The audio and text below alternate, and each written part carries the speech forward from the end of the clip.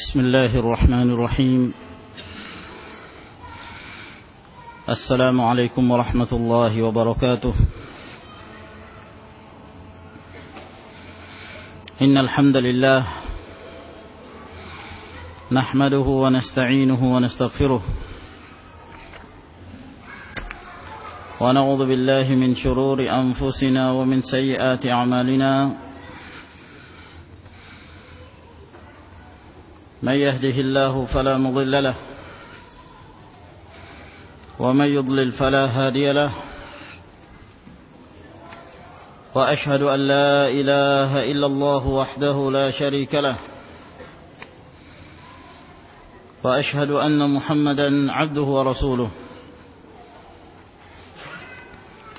يا أيها الذين آمنوا اتقوا الله حق تقاته ولا تموتن إلا وأنتم مسلمون. يا أيها الناس اتقوا ربكم الذي خلقكم من نفس واحدة وخلق منها زوجها وبث منهما رجالا كثيرا ونساء واتقوا الله الذي تساءلون به والأرحام إن الله كان عليكم رقيبا. يا أيها الذين آمنوا اتقوا الله وقولوا قولا سديدا يصلح لكم أعمالكم ويغفر لكم ذنوبكم ومن يطع الله ورسوله فقد فاز فوزا عظيما. أما بعد فإن أصدق الحديث كلام الله تعالى وخير الهدي هدي محمد صلى الله عليه وعلى آله وسلم وشر الأمور محدثاتها فإن كل محدثة بدعة وكل بدعة ضلالة وكل ضلالة في النار. Kaum muslimin dan muslimat yang semoga senantiasa mendapatkan rahmat dan inayah dari Allah Subhanahu wa taala. Kembali kita melanjutkan pengajian kita dari pembahasan kitab Sahih Al-Imam Al-Bukhari rahimahullahu taala. Dan pada pertemuan yang lalu kita telah sampai kepada bab Innal a'mala binniyati wal hisbah, bahwa amalan-amalan dilakukan berdasarkan niat dan mengharapkan keridhaan Allah Subhanahu wa taala. Walikum kulli imri'in ma nawa. Dan bagi setiap orang berdasarkan apa yang telah dia niatkan. Telah kita jelaskan beberapa hal-hal yang berkenaan tentang masalah niat pada pertemuan yang lalu. Dan telah kita sebutkan pula bahwa dengan niat akan menentukan amalan seseorang, diterima atau ditolaknya, semakin besar pahala atau semakin berkurang. Sehingga terkadang ada dua orang yang melakukan satu amalan dengan cara yang sama, perbuatannya sama, gerak-geriknya sama, namun yang membedakan di sisi Allah Subhanahu wa taala adalah yang terdapat di dalam hatinya dari keikhlasan, dari al-khusyu' yang dikerjakan oleh seorang yang sedang beribadah, dan tawakal seorang hamba kepada Allah Subhanahu wa taala. Kita melanjutkan kembali dalam membaca kitab Sahih Al-Imam Al-Bukhari rahimahullahu taala, masih menjelaskan tentang hadis-hadis yang berhubungan tentang permasalahan an-niyah. Berkata al-Imam Abu Abdullah Muhammad bin Ismail ibn Ibrahim ibn al-Mughirah ibn Bardizbah al-Ju'fi maulahum al-Bukhari rahimahullahu ta'ala, haddatsana Abdullah bin Maslamah, telah memberitakan kepada kami Abdullah bin Maslamah Al-Qa'nabi Al-Madani, dan beliau adalah murid yang paling terpercaya dari murid-murid Al-Imam Malik rahimahullahu ta'ala. Bahkan para ulama, di antaranya Yahya bin Ma'in rahimahullahu ta'ala, menyatakan bahwa riwayat Abdullah bin Maslamah Al-Qa'nabi adalah riwayat yang paling terpercaya dalam meriwayatkan hadis-hadis dari Al-Imam Malik bin Anas rahimahullahu ta'ala dalam kitabnya Al-Muwatta. Qala akhbarana Malikun, beliau berkata telah mengabarkan kepada kami Malik bin Anas Abu Abdullah, Imam Daril Hijrah, seorang imam yang kita kenal salah satu pemegang madhab, yaitu madhabul Malikiyah, yang sekarang ini kebanyakan dari penduduk Al-Magharibah, daerah Maroko dan sekitarnya, mereka banyak yang menganut madhab Al-Malikiyah. Dan Al-Imam Malik rahimahullahu ta'ala adalah seorang imam yang agung, yang memiliki banyak keutamaan. Di antara salah satu ucapan beliau yang masyhur tatkala beliau berada di hadapan kuburan Rasul sallallahu alaihi wasallam, beliau mengatakan, kullu qaulin yuqbalu wa yurad illa kalamu sahibi hadzal qabr. Setiap ucapan bisa diterima dan bisa ditolak kecuali ucapannya penghuni kuburan ini, sambil beliau mengisyaratkan kepada kuburan Rasul sallallahu alaihi wa ala alihi wasallam. Dari sini menunjukkan bahwa Al-Imam Malik rahimahullah sama seperti para imam yang lain, yang tidak pernah mengajak umat ini untuk bersikap fanatik terhadap pendapat-pendapatnya, terhadap madhabnya. Demikian pula Al-Imam Syafi'i, Al-Imam Ahmad bin Hanbal, Abu Hanifah rahimahumullahu ta'ala. Mereka semua menyerukan kepada umat ini untuk mengedepankan sabda Rasulullah sallallahu alaihi wasallam daripada ucapan siapapun dari kalangan manusia, walaupun dia memiliki keutamaan, walaupun dia dianggap sebagai seorang ustadz, seorang kiai, seorang syekh, seorang guru, siapapun dia. Apabila kita mengetahui dengan jelas bahwa seseorang itu menyelisihi sunnah Nabi sallallahu alaihi wasallam, maka sunnah Rasulullah alaihi salatu wassalam yang harus diutamakan dan didahulukan. Pada zaman Al-Imam Ahmad bin Hanbal rahimahullahu ta'ala, ketika ada sebagian orang fanatik terhadap Sufyan Ats-Tsauri, Sufyan bin Sa'id bin Masruq Abu Abdullah Ats-Tsauri rahimahullahu ta'ala, salah seorang imam di antara imam-imam ahli sunnah wal jamaah. Ada sebagian orang fanatik terhadap pendapat-pendapat beliau, padahal mereka orang-orang yang mengerti tentang hadis Nabi alaihi salatu wassalam. Kata Al-Imam Ahmad rahimahullah mengomentari orang-orang yang fanatik ini, beliau mengatakan, ajibtu liqaumin araful isnada wa sihhatah wa yadhhabuna ila ra'yi Sufyan Wallahu jalla wa ala yaqul, "Falyahdharil ladzina yukhalifuna 'an amrihi an tusibahum fitnah aw yusibahum 'adzabun alim." Aku heran melihat sebagian kaum, mereka mengerti tentang ilmu hadis, mereka mengerti tentang sanad dan hadis, akan tetapi mereka justru lebih mengutamakan pendapatnya Sufyan. Padahal Allah Subhanahu wa taala berfirman, "Maka berhati-hatilah orang-orang yang menyelisihi perintah Rasul sallallahu alaihi wasallam, sebab dia akan ditimpa fitnah, dan yang kedua dia akan merasakan azab yang sangat pedih."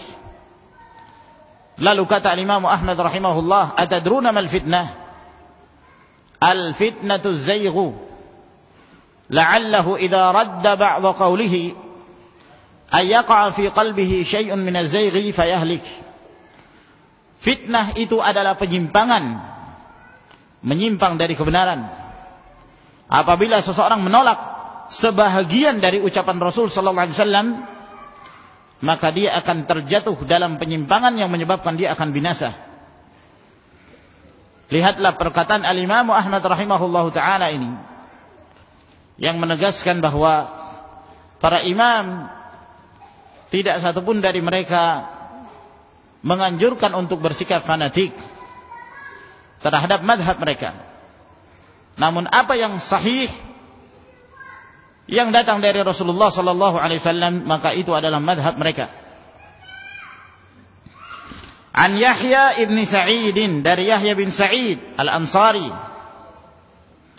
an Muhammad ibn Ibrahim At-Taimi, an Alqamah bin Waqqas, dari Alqamah bin Waqqas Al-Laythi rahimahumullahu ta'ala, an Umar anna Rasulullah sallallahu alaihi wasallam qala, dari Umar bahwa Rasulullah sallallahu alaihi wasallam bersabda.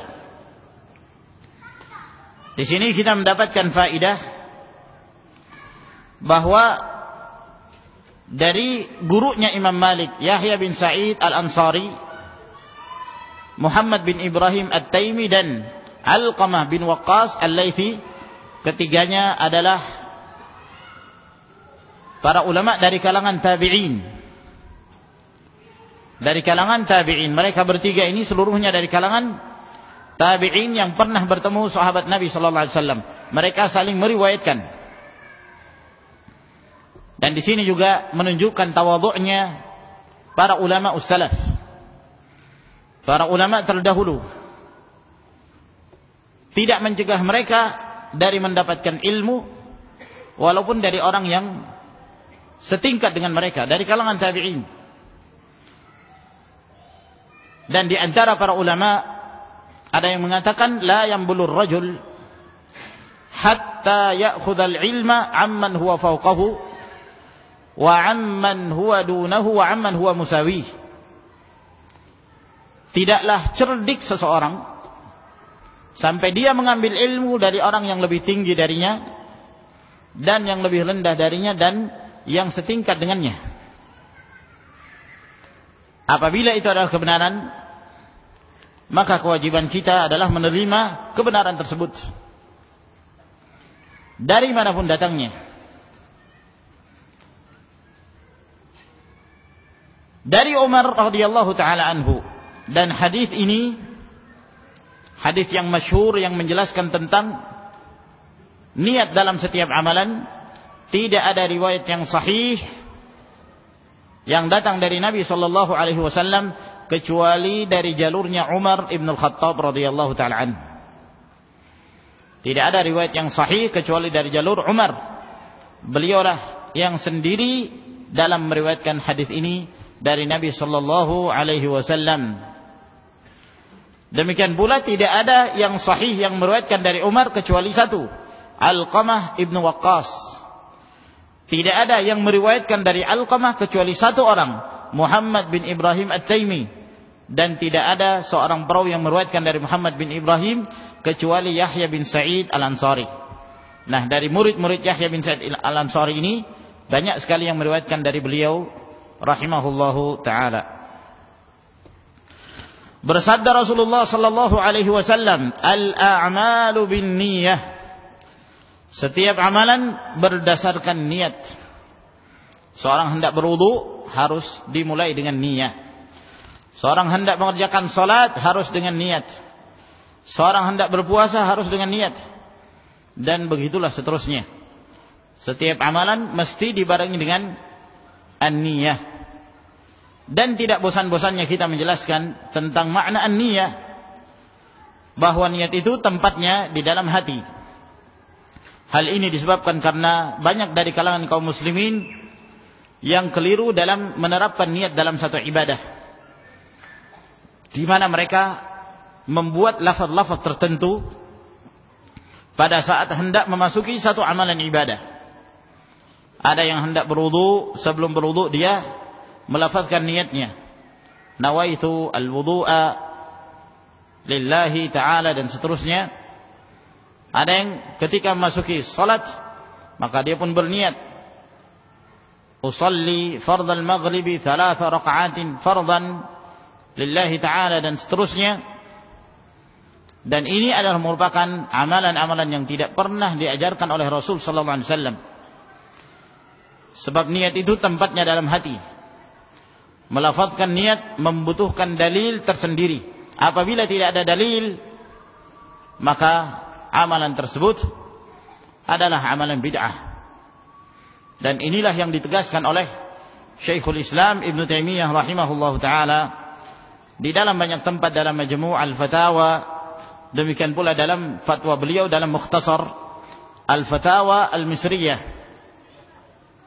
Wali kulli imri'in ma nawa, dan setiap orang berdasarkan apa yang dia niatkan. Apabila dia beramal karena Allah, maka amalannya sampai kepada Allah Subhanahu wa taala. Namun kalau dia beramal karena riya dan menghendaki kenikmatan-kenikmatan dunia, maka dia akan mendapatkan sebagaimana yang telah dia niatkan. Faman kanat hijratuhu ila Allah wa rasulih, fahijratuhu ila Allah wa rasulih. Maka barang siapa yang hijrahnya karena Allah dan Rasulnya, yakni benar-benar ikhlas, dia berhijrah disebabkan karena dia cinta kepada Allah dan dia hendak menolong Rasulnya alaihi salatu wassalam, menolong agama Allah subhanahu wa ta'ala ini, fahijratuhu ila Allah wa rasulih. Maka hijrahnya itu benar-benar karena Allah dan Rasulnya, sehingga pahalanya akan sampai kepadanya. Maka dituntut keikhlasan dalam berhijrah. Dan hijrah itu berasal dari kata al-hajr yang berarti at-tark, meninggalkan sesuatu. Meninggalkan sesuatu. Adapun hijrah secara syar'i sifatnya umum. Apabila seseorang meninggalkan apa-apa yang dilarang oleh Allah Subhanahu wa taala dari perbuatan-perbuatan maksiat, maka itu pun disebut hijrah. Oleh karena itu dalam riwayat Imam Al-Bukhari kata Nabi sallallahu alaihi wasallam, wal muhajiru man hajara ma nahallahu anhu. Orang yang berhijrah adalah orang yang meninggalkan apa yang Allah Subhanahu wa taala melarang darinya. Maka siapa saja yang meninggalkan kemaksiatan dan dia menghadap kepada Allah dengan ketaatan, maka dia disebut sebagai seorang yang berhijrah. Adapun dengan makna yang lebih khusus lagi, yang dimaksud dengan hijrah adalah berpindah dari satu tempat ke tempat yang lain karena Allah Jalla wa'ala. Berpindah dari negeri yang ditakuti menuju ke negeri yang aman, walaupun negeri itu dua-duanya kafir. Maka ini juga disebut hijrah. Apabila seorang dipersempit dalam beribadah, lalu dia pindah ke tempat yang lain, yang tempat itu dia leluasa dalam beribadah kepada Allah Subhanahu wa taala, maka itu pun disebut hijrah. Seperti hijrahnya sebagian para sahabat ke Al-Habasyah. Mereka berhijrah 2 kali ke Al-Habasyah disebabkan karena pemboikotan yang dilakukan oleh orang-orang kafir Quraisy terhadap kaum muslimin. Maka mereka pun ada yang berhijrah ke Habasyah agar kemudian mereka leluasa dalam beribadah kepada Allah Subhanahu wa taala dan mendapatkan perlindungan.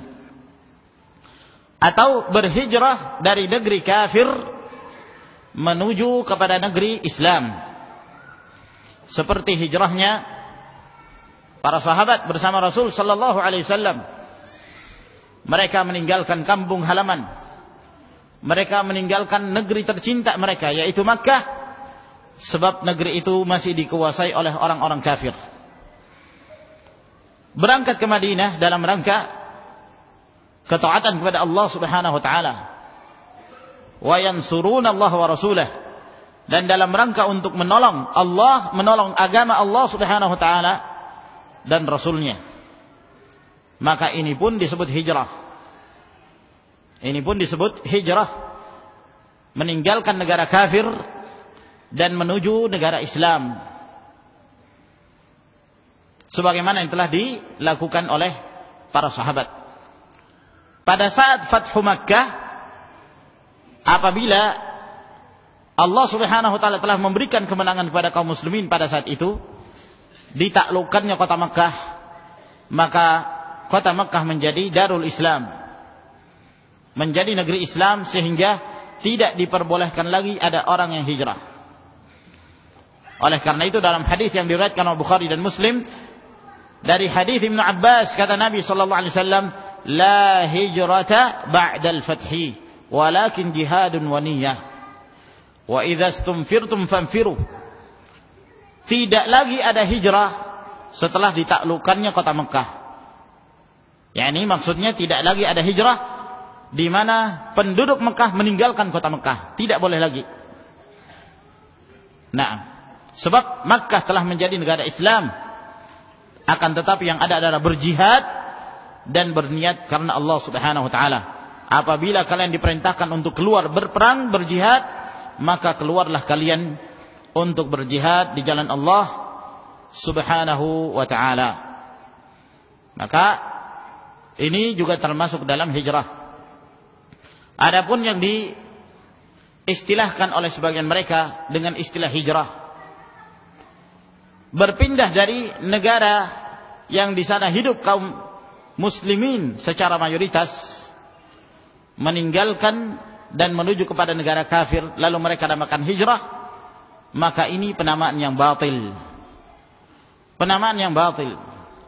Seperti kelompok Al-Ahmadiyah, Al-Qadianiyah yang dipimpin oleh Al-Kafirul Kadzabud Dajjal Mirza Ghulam Ahmad, seorang nabi palsu yang menobatkan dirinya sebagai nabi dan dia palsu, seperti nabi-nabi palsu yang lainnya.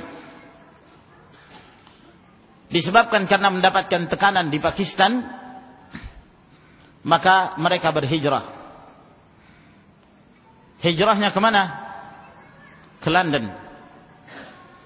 Lalu mereka mendapatkan perlindungan di sana, dan mereka berhasil menyebarluaskan ajarannya, ajaran Al-Ahmadiyah. Makanya apabila kita mendengarkan mungkin di Inggris, ya, ada orang mengaku sebagai Muslim, jangan terlalu gembira terlebih dahulu. Masya Allah Muslim, belum tentu Muslim yakni yang benar-benar memahami Al-Quran Karim, menjalankan Al-Quran Karim dan Sunnah. Boleh jadi dia Ahmadiyah, pengikut Mirza Ghulam Ahmad. Bahkan mereka ya punya televisi, ya, yang biasa ditonton oleh para pengikutnya lewat parabola. Di sana dikeluarkan fatwa-fatwa dari khalifah Mirza Ghulam Ahmad ini, dan mereka menamakan itu hijrah. Kaif Pakistan, negeri kaum muslimin, menuju kepada negeri orang-orang kafir yang membolehkan segala hal, ke Inggris. Bagaimana dinamakan itu adalah perkara hijrah. Nah, bahkan itu adalah kesesatan, kebatilan. Nah, maka Rasulullah sallallahu alaihi wasallam menjelaskan bahwa berhijrah karena Allah dan Rasulnya, maka pahala itu akan sampai kepada Allah Subhanahu wa taala dengan ikhlas. Wa man kanat hijratuhu lidunya yusibuha aw imra'atin yatazawwajuha fa hijratuhu ila ma hajara ilaih. Dan barang siapa yang hijrahnya karena dunia yang ingin dia dapatkan, berangkat dari satu negeri menuju ke negeri yang lain misalnya. Saya ingin hijrah kemana? Ke Arab Saudi. Tujuannya apa? Supaya perdagangan lancar, karena dagang di sana lebih maju misalnya. Nah, maka ini orang bukan karena Allah Subhanahu wa taala, namun karena dunia yusibuha. Dunia yang ingin dia dapatkan. Ingin menjadi tajir, jadi pedagang misalnya. Awim ra'atin yatazawwajuha, ataukah karena ada seorang wanita yang ingin dia nikahi. Nah, saya ingin berangkat hijrah kemana? Ke Yaman. Untuk apa? Supaya bisa menikah dengan wanita Yamaniyah. Nah, wanita Arab. Tujuannya karena wanita, bukan karena Allah Subhanahu wa taala. Kata Rasul alaihi salatu wassalam, fa hijratuhu ila ma hajar ilaih. Maka hijrahnya seperti yang dia niatkan, yakni tidak akan sampai kepada Allah Subhanahu wa taala, tidak akan sampai kepada Allah. Maka di sini dituntut keikhlasan dalam setiap amalan, dalam setiap beramal. Seorang meninggalkan perbuatan kemaksiatan dituntut keikhlasan. Sebagaimana yang telah kita jelaskan dahulu, ada orang yang meninggalkan perbuatan kemaksiatan karena memang dia tidak doyan melakukan hal itu. Kenapa dia tidak minum khamr? Karena lagi enggak doyan, tidak sengaja dia minum khamr. Bukan karena Allah, ini tidak akan mendapatkan pahala. Nah, tidak akan mendapatkan pahala. Atau misalnya dia mengatakan, sudah saya berhenti minum khamr dengan syarat kamu terima lamaran saya. Nah, karena wanita, berarti pemahamannya kalau tidak diterima maka dia tetap berada di atas perbuatan dosanya, bukan karena Allah Subhanahu wa taala. Maka ini tidak akan mendapatkan pahala.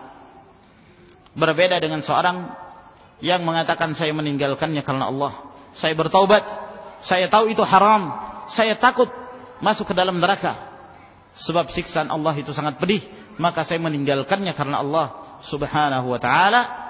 Maka inilah yang dimaksud hijrah karena Allah tabaraka wa taala.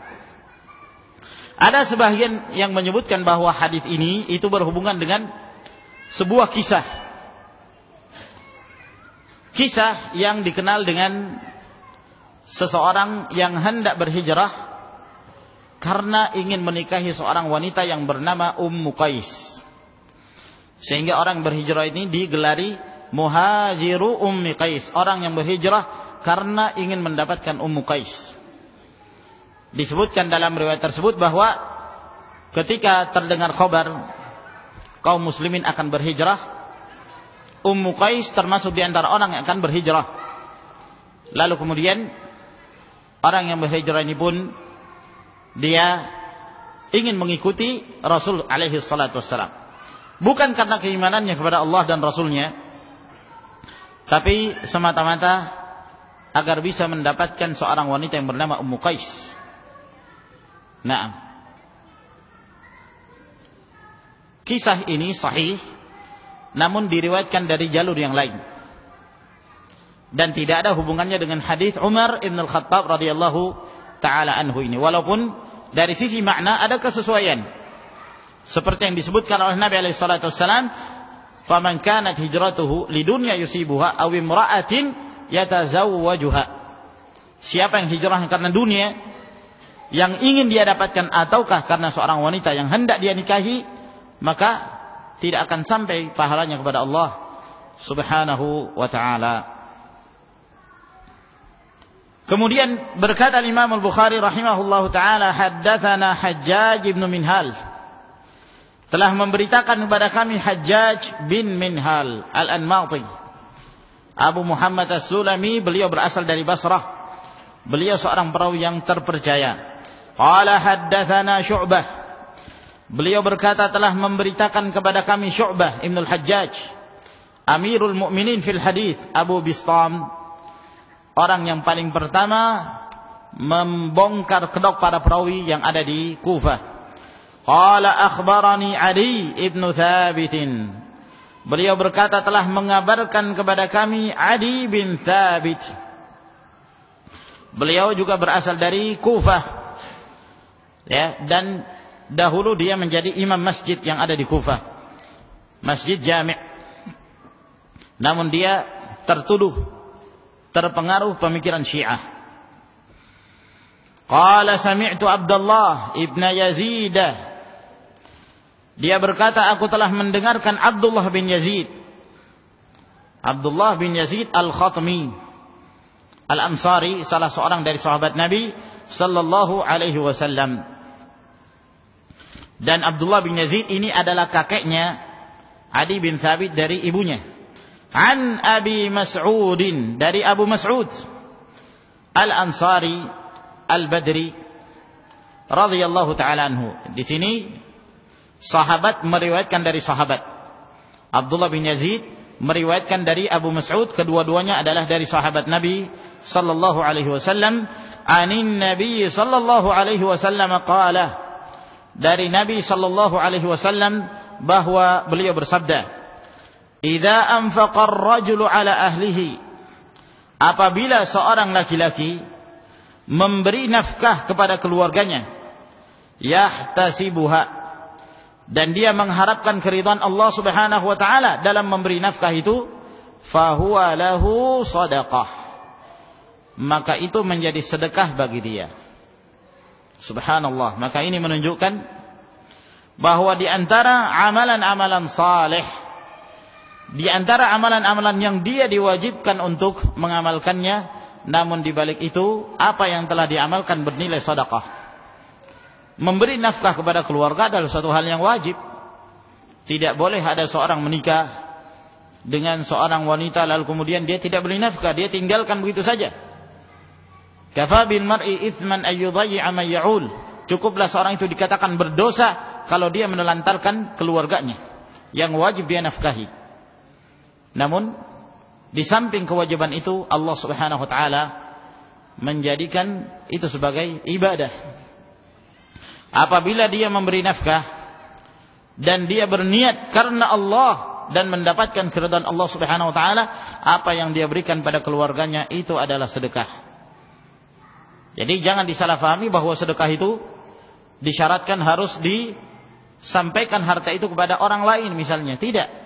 Memberikan sedekah kepada orang yang ada hubungan kerabat dengan kita itu lebih utama.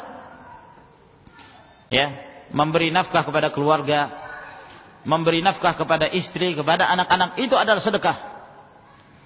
Memberi nafkah kepada seseorang yang orang ini tetangga kita, dia miskin, sekaligus dia ada hubungan keluarga dengan kita, ini lebih utama kita berikan kepadanya daripada tetangga yang dia tetangga tapi tidak ada hubungan kekerabatan dengan kita. Sebab pada saat kita memberikan sedekah kepada orang tersebut, apakah sedekah ataukah hadiah kepada seorang yang ada hubungan kerabat dengan kita, termasuk di antara hal-hal yang menyambung tali silaturrahim.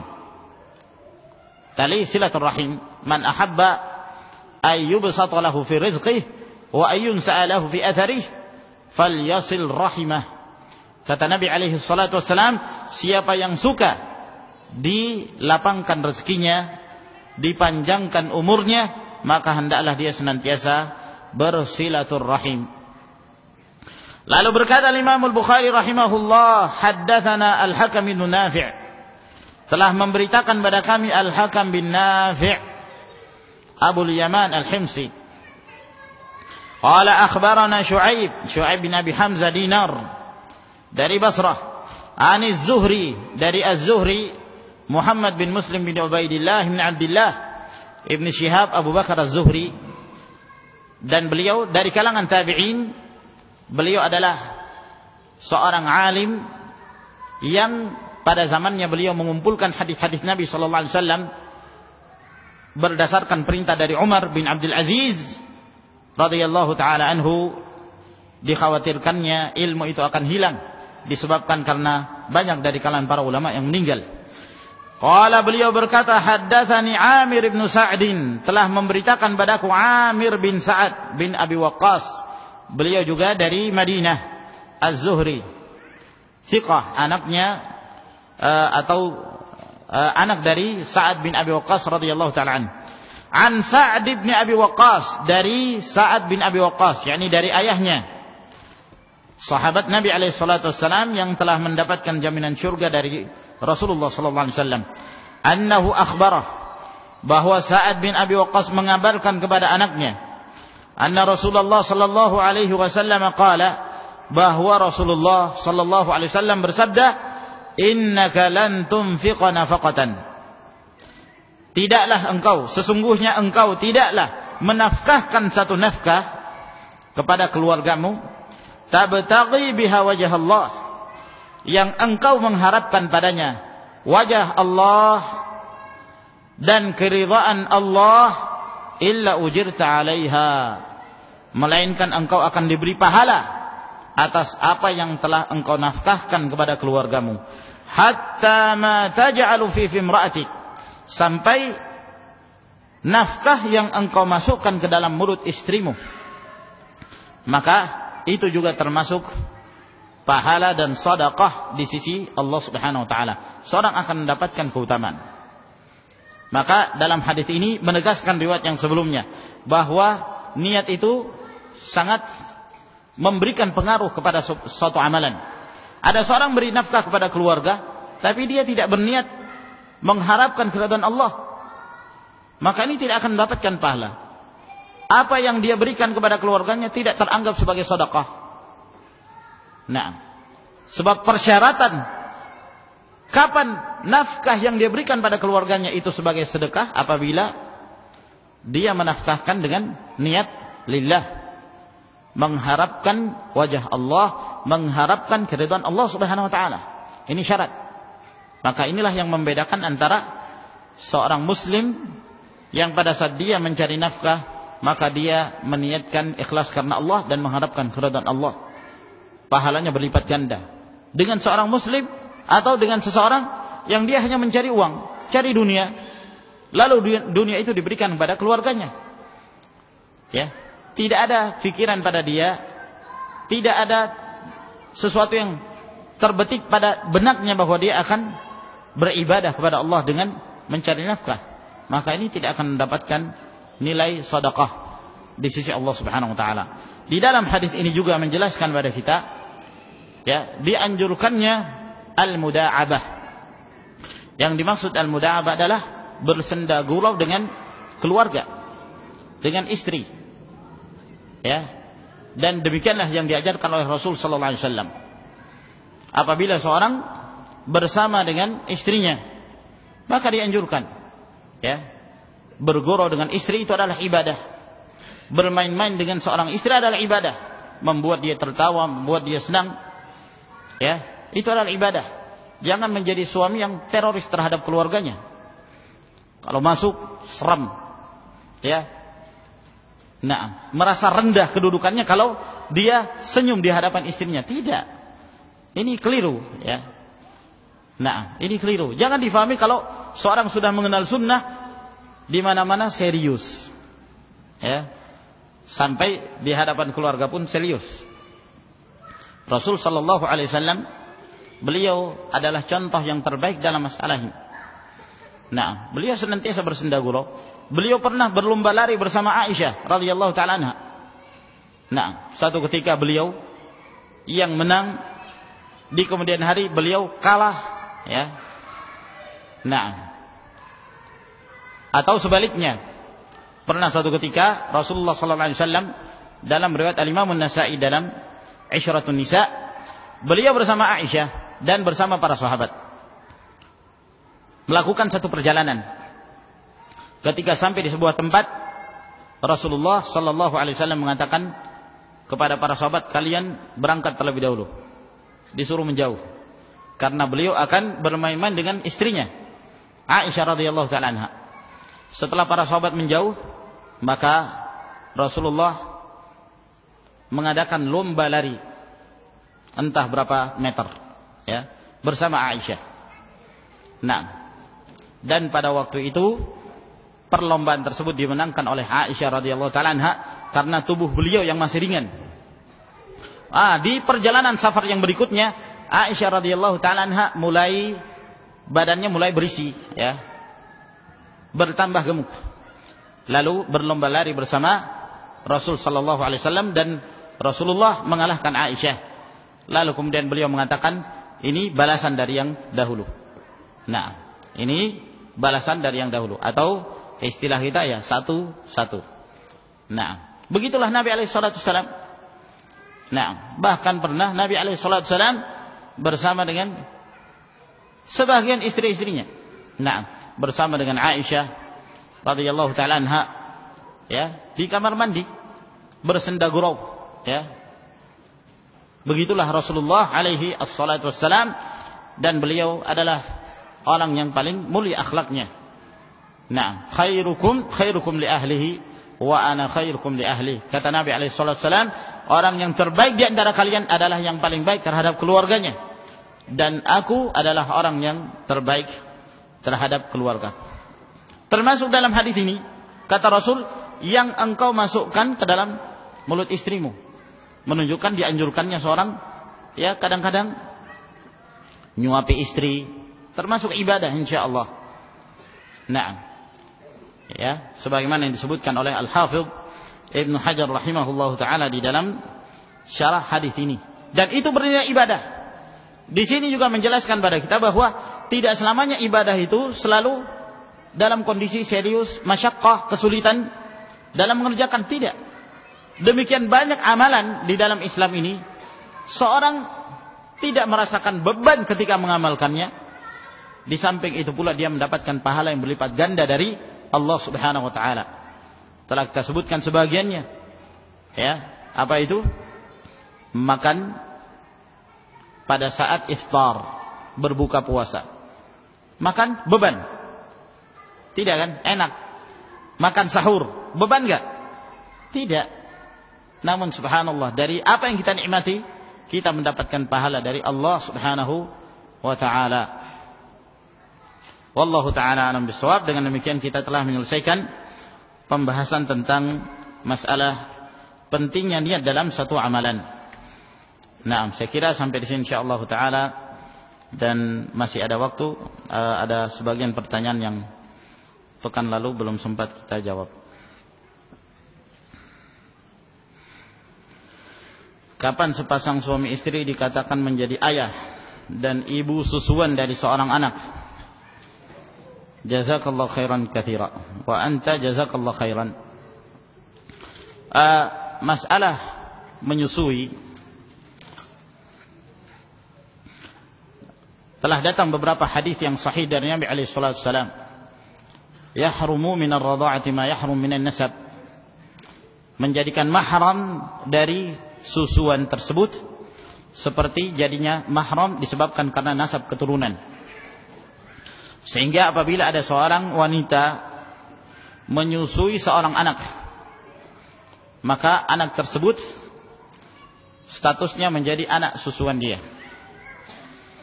yang berarti statusnya adalah mahramnya, yang boleh dia bersafar bersamanya ketika anak ini telah dewasa. Sehingga apabila ada seorang wanita menyusui seorang anak laki-laki dan seorang anak perempuan, maka anak laki-laki dan wanita ini adalah saudara satu ibu susuan. Tidak boleh keduanya menikah. Dalam hadis yang diriwayatkan oleh Imam Al-Bukhari, suatu ketika ada seorang sahabat menikah dengan seorang wanita. Lalu kemudian suatu ketika sahabat ini bertemu dengan seorang wanita, lalu wanita ini mengatakan, "Inni qad arda'tuka wa arda'tuha." Sesungguhnya aku telah pernah menyusui kamu dan menyusui istri kamu.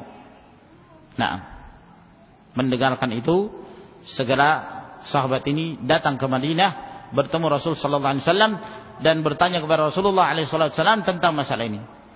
Maka Rasulullah mengatakan, "Kaifa qad qila?"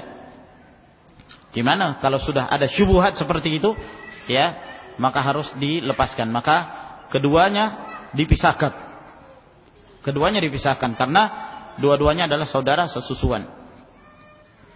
Akan tetapi terjadi khilaf di kalangan para ulama berapa kadar susu yang menyebabkan seorang itu menjadi mahram. Dalam hal ini pendapat yang rajih, yang dikuatkan dalil-dalil hadis riwayat Imam Muslim dari hadis Aisyah dan yang lainnya menyebutkan bahwa apabila seorang anak menyusui pada seorang wanita 5 kali susuan yang mengenyangkan, yang memuaskan, ya, susuan yang pertama misalnya dia menyusui terus menyusui sampai dia puas. Biasanya tanda puasnya itu dia sendiri yang melepaskan dari menyusui dari wanita tersebut, maka itu dihitung 1 kali. Apabila itu terjadi 5 kali, maka telah resmi menjadi ibu susuan dia. Telah resmi menjadi ibu susuan dia. Pernah Allah Subhanahu wa taala menurunkan hukum 10 kali, kemudian dikurangi menjadi 5 kali. Sebagaimana yang diriwayatkan dalam Imam Muslim dari hadis Aisyah radhiyallahu taala anha, bahwa pernah Allah Subhanahu wa taala menurunkan ayat yang menjelaskan tentang susuan 10 kali. 10 radha'at ma'lumat. 10 kali susuan. Lalu kemudian diangkat ayatnya oleh Allah dan dihapus hukumnya. Lalu kemudian Allah Subhanahu wa taala menetapkan hukum yang baru, yaitu 5 kali susuan. Nah, apabila kurang dari itu maka belum dianggap sebagai mahram. Namun apabila telah mencukupi 5 kali susuan musybi'at yang memuaskan, maka telah berstatus sebagai anak susuannya. Wallahu ta'ala alam. Uang zakat digunakan untuk membantu kebutuhan sekolah, madrasah. Hukumnya bagaimana? Nah, kalau yang dimaksud zakat di sini adalah zakat mal. Kalau yang dimaksud zakat mal, maka zakat mal itu hanya terkhusus orang-orangnya. Innamas shadaqatu lil fuqara wal masakin. Sesungguhnya sedekah itu hanya diberikan pada fakir, miskin, kemudian amil, kemudian budak, al-gharim fi sabilillah, ibnus sabil, ya, mereka-mereka yang disebutkan oleh Allah Subhanahu wa taala dalam surat Taubah. Oleh karena itu zakat mal tidak boleh dialahkan ke pembangunan, bangun masjid, tidak boleh. Karena zakat itu harus diberikan kepada orang, bukan bangunan.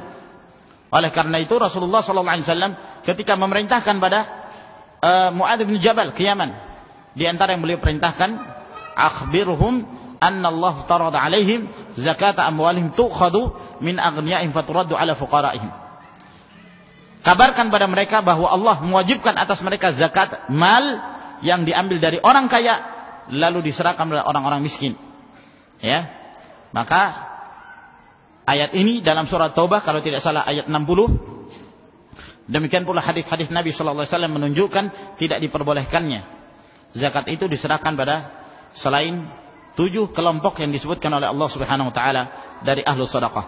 Uang wakaf dipinjam untuk fasilitas umum dakwah. Hukumnya bagaimana? Uang wakaf ini apa maksudnya? Nah. Ya. Saya kurang paham ya apa yang dimaksud dengan uang wakaf.